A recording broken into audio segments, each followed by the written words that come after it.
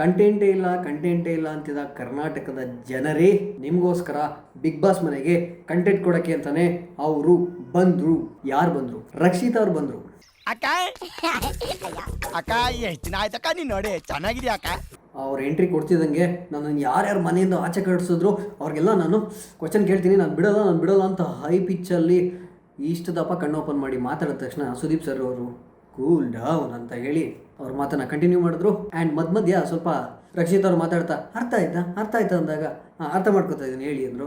ಆ ಪಂಚ್ ಮಾತ್ರ ತುಂಬ ಚೆನ್ನಾಗಿತ್ತು. ಆಯಿತು. ಆಮೇಲೆ ನನಗಂತೂ ರಕ್ಷಿತ್ ಅವರು ವಾಪಸ್ ಬಂದಿದ್ದು ತುಂಬಾ ಖುಷಿ ಆಯಿತು. ಇನ್ನಂತೂ ಬಿಗ್ ಬಾಸ್ ಮನೆಯಲ್ಲಿ ಮನರಂಜನೆಗೆ ಯಾವುದೇ ರೀತಿಯ ಕೊರತೆ ಇರುವುದಿಲ್ಲ. ಆ್ಯಂಡ್ ಈ ವೀಕ್ ವಾರದ ಕತೆ ಕಿಚ್ಚನ ಜೊತೆಯಲ್ಲಿ ನಮ್ಮ ಸುದೀಪ್ ಸರ್ನ ನೋಡೋದೇ ಒಂದು ಮಜಾ. ಆ್ಯಂಡ್ ಕಾಕ್ರೋಚ್ ಸುದಿ ಅವರು ಟಾಸ್ಕಲ್ಲಿ ನಂಗೆ ಗೊತ್ತಿತ್ತು ಎಲ್ಲ ಹಾಳು ಮಾಡಿಬಿಟ್ರಿ, ಎಲ್ಲ ಎಕ್ಕುಟ್ಟಿಸ್ಬಿಟ್ರಿ, ನೀವೆಲ್ಲ ಹಿಂಗೆ ಸಿಕ್ಕಾಪಟ್ಟೆ ಮಾತಾಡಿದ್ರಲ್ವ.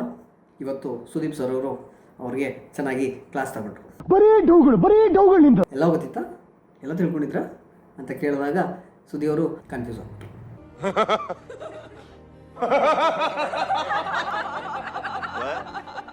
ಆ್ಯಂಡ್ ನಮ್ಮ ಮಲ್ಲಮ್ಮ ಅವ್ರಿಗೆ ಸಪೋರ್ಟ್ ಮಾಡ್ತಿದ್ದೆ, ಮಲ್ಲಮ್ಮ ಅವ್ರಿಗೆ ಗೈಡ್ ಮಾಡ್ತಿದ್ದೆ, ಮಲ್ಲಮ್ಮ ಅವ್ರಿಗೆ ವಾರ ತುಂಬ ಪ್ರೊಟೆಕ್ಷನ್ ಕೊಡ್ತಾ ಇದ್ದೆ.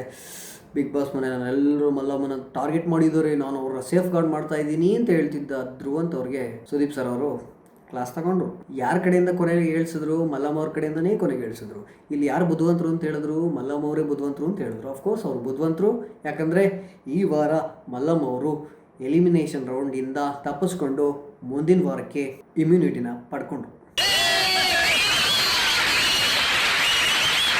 ನಮ್ಮ RJ ಅಮಿತ್ ಅವರು ಯಾವುದೋ ಒಂದು ಟೈಮಲ್ಲಿ ಲೋ IQ ಇರುವಂಥ ಬಿಗ್ ಬಾಸ್ ತುಂಬಾ ದಡ್ರು, ಯೋಚನಾ ಶಕ್ತಿ ಕಡಿಮೆ ಇರೋರು, ಲೋ IQ ಅಂದರೆ ಅಂಥವ್ರು ಮಾತ್ರನೇ ಬಿಗ್ ಬಾಸ್ಗೆ ಹೋಗೋದು, ಆಡೋದು, ಇರೋದು ಅಂತ ಆ ಶೈಲಿನಲ್ಲಿ ಹೇಳಿದರು. ಅದನ್ನು ನಮ್ಮ ಸುದೀಪ್ ಸರ್ ಅವರು ಮತ್ತೆ ತೆಗೆದು ಅವ್ರ ಹತ್ರನೇ ಕೇಳಿದ್ರು. ಆ ಶೋಗೆ ಯಾಕೆ ಬಂದಿದ್ದೀರಾ ಅನ್ನೋ ಥರನೇ ಕೇಳಿದ್ರು. ಅದನ್ನು ಕೇಳಿದಾಗ ಅಮಿತ್ ಅವರ ರಿಯಾಕ್ಷನ್ನು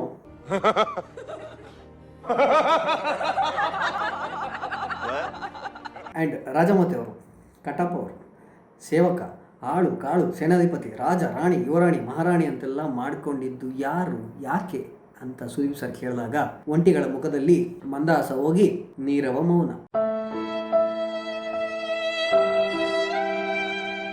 ಆ್ಯಂಡ್ ಸುದೀಪ್ ಸರ್ ಇನ್ನೊಂದು ಚೆನ್ನಾಗಿ ಹೇಳಿದ್ರು, ಅಶ್ವಿನಿ ಅವರು ಅವ್ರು ಕೊಟ್ಟಿದ್ದ ರೋಲ್ನ ಚೆನ್ನಾಗಿ ಬಳಸ್ಕೊಂಡ್ರು, ಅವ್ರು ಸಿಕ್ಕಿದ್ದ ಅಡ್ವಾಂಟೇಜ್ನ ಚೆನ್ನಾಗಿ ಯೂಸ್ ಮಾಡಿಕೊಂಡ್ರು.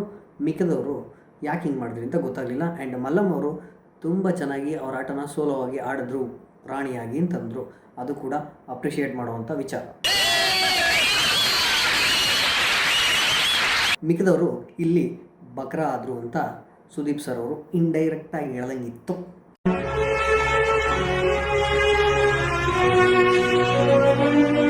What's your favourite contestant in BBK12 Bigg Boss season 12ಅಲ್ಲಿ ನಿಮ್ಮ ಫೇವ್ರೆಟ್ ಕಂಟೆಸ್ಟೆಂಟ್ ಯಾರು ಅನ್ನೋದನ್ನು ಕಮೆಂಟ್ ಸೆಕ್ಷನಲ್ಲಿ ಕಮೆಂಟ್ ಮಾಡಿ ಹೇಳಿ. ಆ್ಯಂಡ್ ನಂದೊಂದು ಸಣ್ಣ ರಿಕ್ವೆಸ್ಟ್, ಪ್ರತಿಯೊಂದು ಬಿಗ್ ಬಾಸ್ ಅಪ್ಡೇಟ್ಸು ಪ್ರತಿದಿನ ನನ್ನ ಕಡೆಯಿಂದ ನಿಮಗೆ ಬರ್ತಾ ಇರುತ್ತೆ. ಡೈಲಿ 3-4 ವೀಡಿಯೋಸ್ ಹಾಕ್ತಾ ಇರ್ತೀನಿ.